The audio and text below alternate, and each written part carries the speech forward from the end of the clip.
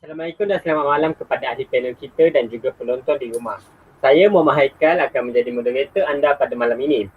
Topik kita pada malam ini adalah hak kesihatan reproduktif dan seksual. Sebelum kita mula, saya ingin memperkenalkan ahli panel kita pada malam ini iaitu Divya Sundar mewakili pihak kerajaan, Nurina Amani mewakili pihak NGO dan Anis Sumaira mewakili orang awam. Semua sihat? Sihat. Okay, terima kasih. Yes. Tanpa membuang masa lagi, saya ingin bertanya ke pendapat Divya. Apakah yang dimaksudkan dengan hak kesihatan reproduktif dan seksual itu sebenarnya? Boleh memberikan pandangan? Terima kasih kepada Tuan Moderator Muhammad Haikal. Sebenarnya kesihatan reproduktif bermaksud keadaan yang sihat daripada segi fizikal, mental serta sosial dan bukannya bebas daripada penyakit yang berkaitan dengan sistem reproduktif semata-matanya. Ia juga merangkumi keupayaan untuk menjalin kehidupan seksual yang memuaskan dan selamat serta bebas membuat pilihan yang bertanggungjawab. Kesihatan seksual adalah komponen yang paling penting dalam kesihatan reproduktif. Ia merupakan keupayaan lelaki dan wanita melakukan aktiviti seks dengan bertanggungjawab dan selamat. Thank you. Terima kasih Divya kerana memberikan pandangan.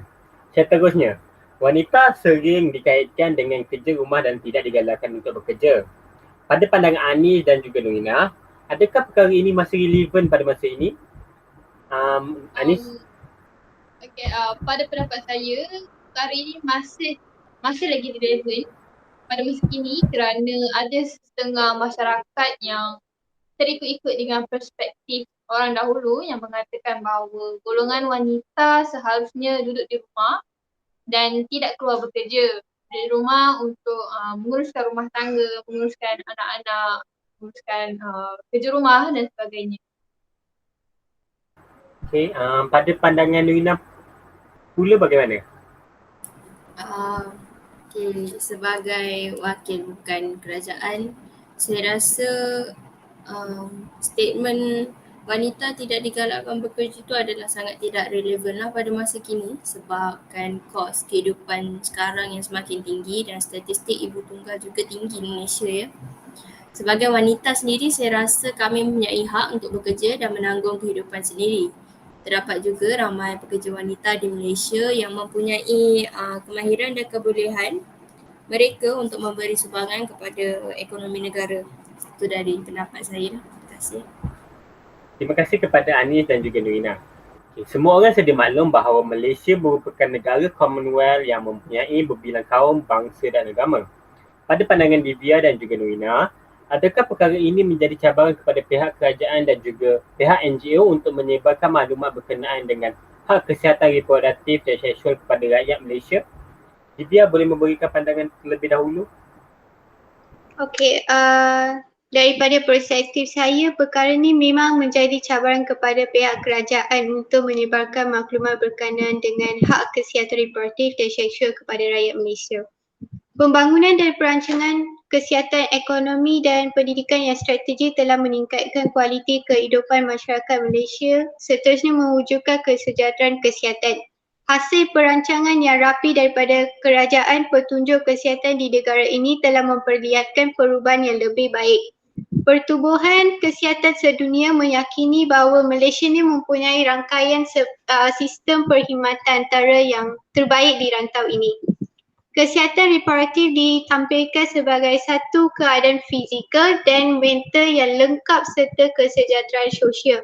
Bukan sahaja ketiadaan penyakit dalam semua permasalahan berkaitan sistem reproduktif dan fungsi serta prosesnya.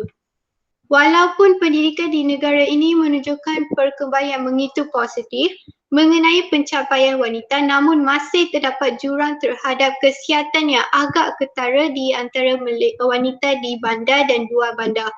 Wanita yang miskin di luar bandar masih ketinggalan dari segi mendapat hak dan peluang yang sama untuk menikmati kesihatan yang berkualiti. Keprihatinan kerajaan terhadap perkembangan wanita dinyatakan secara jelas dalam rancangan Malaysia yang ke-6 apabila satu bab mengenai wanita dalam pembangunan dimuatkan. Perbincangan dan cadangan yang khusus mengenai Isu-isu ekonomi dan sosial yang melibatkan wanita seperti politik, media dan keganasan terhadap wanita ni telah dibentangkan. Projek Kajian Nasional Hak Reproduktif, Kesihatan Seksual dan Reproduktif Wanita di Malaysia bertujuan untuk mengumpul data komprehensif berkaitan kesihatan seksual dan reproduktif dalam kalangan wanita di negara ini. Tujuan khusus kajian ni ialah untuk mendapatkan data yang lebih sahih, menyeluruh dan pemahaman yang lebih mendalam tentang hak reproduktif dan kesihatan reproduktif wanita Malaysia. Dan juga dia akan menambahkan maklumat untuk mengubah dasar dan program bagi memperkukuh strategi pelan tindakan untuk meningkatkan kesihatan reproduktif wanita Malaysia.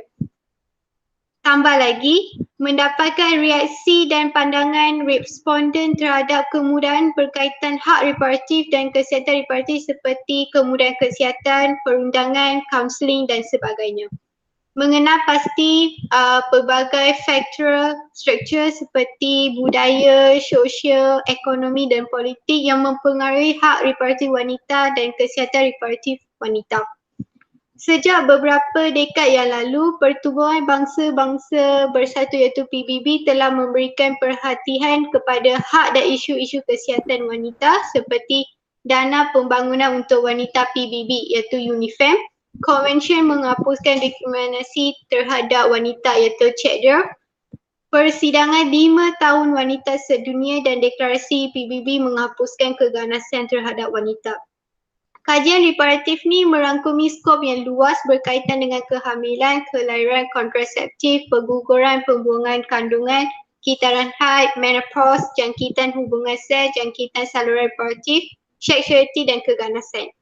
Isu kesihatan reproduktif ni sangat dititik beratkan dan wajar diberi keutamaan dalam pembangunan negara kerana pengabaian terhadap isu ni boleh melibatkan kos yang sangat tinggi untuk rawatan dan pencegahan seperti dalam kes HIV dan AIDS. Usaha-usaha kerajaan untuk meningkatkan tahap kesihatan reproduktif adalah sebahagian daripada kejayaan selepas merdeka. Itu sahaja daripada saya. Pada pandangan pihak NGO pula bagaimana? Pandangan saya sama je seperti ada pandangan yang diberikan oleh pihak kerajaan DVR. Bagi pihak NGO juga memang terdapat cabaran untuk menyebarkan maklumat berkenaan dengan hak kesihatan reproduktif dan seksual kepada rakyat Malaysia sebab kita tahu tak dinafikan bahawa terdapat banyak juga isu rasism di Malaysia dalam pekerjaan yang melibatkan kaum, bangsa maupun agama. Terdapat perkara yang jarang diperkatakan tetapi realitinya berlaku di Malaysia sendiri. Masalah majikan sendiri dalam isu favoritism terhadap kaum ataupun gender adalah sangat tidak adil. Jadi kita semua tahu bahawa suasana pekerjaan yang bagus akan memberikan impak yang besar kepada pembangunan ekonomi negara ataupun lebih senang kepada company itu sendiri. Jadi pihak yang bertanggungjawab perlulah mengenakan hukuman kepada manusia yang bersalah demi memastikan kita semua hidup dengan bebas dan selamat serta mengamalkan konsep persamaan hak dalam kehidupan manusia yang terdiri daripada pelbagai etnik, bangsa serta keturunan lah. Terima kasih. Itu daripada pandangan saya. Terima kasih kepada Divya dan juga Nurina kerana memberikan pandangan sebentar tadi. Bak kata pepatah, melentur bulu biarlah dari rebungnya. Jadi sejak remaja lagi kita perlu mendedahkan mereka kepada hak kesihatan reproduktif dan seksual. Pada pandangan Anis, apakah langkah terbaik yang boleh diambil oleh rakyat Malaysia untuk menangani isu penafian hak-hak tersebut di dalam negara kita? Boleh memberikan pandangan? Okay, so pada pendapat saya, sebagai kita disarankan untuk menggunakan pendekatan 4M yang diterapkan oleh kumpulan pakar psikologi dan kaunselor. Untuk penggunaan 4M ini saya rasa memerlukan peranan daripada semua pihak, terutamanya untuk golongan remaja. Seperti yang sedia maklum bahawa remaja adalah golongan anak muda yang mudah terpengaruh dengan keadaan sekeliling mereka. Jadi untuk mengelakkan mereka daripada terjerumus kepada masalah gejala sosial yang lebih teruk, kita perlu menggunakanlah pendekatan 4M. Okay, apa itu 4M? M yang pertama adalah mendengar, melindungi, mendidik dan memerhati. Okay, bagi M yang pertama iaitu mendengar. Untuk mendengar saya rasa lebih kepada ibu bapa lah. Ibu bapa seharusnya mendengar dan membimbing remaja berhubung dengan kesihatan reproduktif seperti hak diri, penganiayaan dan penyakit berjangkit penyakit seksual. Bagi M yang kedua adalah melindungi. Untuk melindungi saya rasa memerlukan peranan semua pihak untuk melindungi remaja kerana ada segelintir masyarakat yang berfikiran bahawa golongan remaja tidak perlu dilindungi kerana mereka tiada hak, kerana mereka di bawah umur. Jadi tapi saya rasa remaja sebenarnya ada hak untuk diri mereka sendiri. Supaya nanti mereka dah besar, mereka jadi manusia yang berguna lah. Jadi untuk remaja seharusnya dilindungi daripada menjadi mangsa penderaan seksual dan juga keganasan dari segala aspek.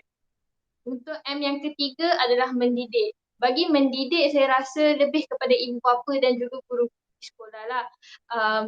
Remaja perlu dididik dengan sentuhan selamat ataupun sentuhan tidak selamat bagi mengelakkan gangguan seksual ataupun mendidik supaya mereka tidak resis, supaya mereka tidak resis terhadap sesuatu kaum.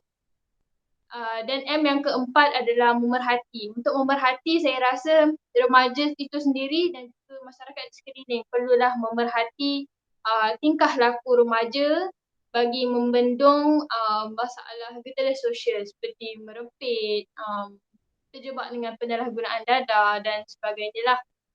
Supaya mereka dapat mengetahui batas dalam pergaulan di antara lelaki dan juga perempuan.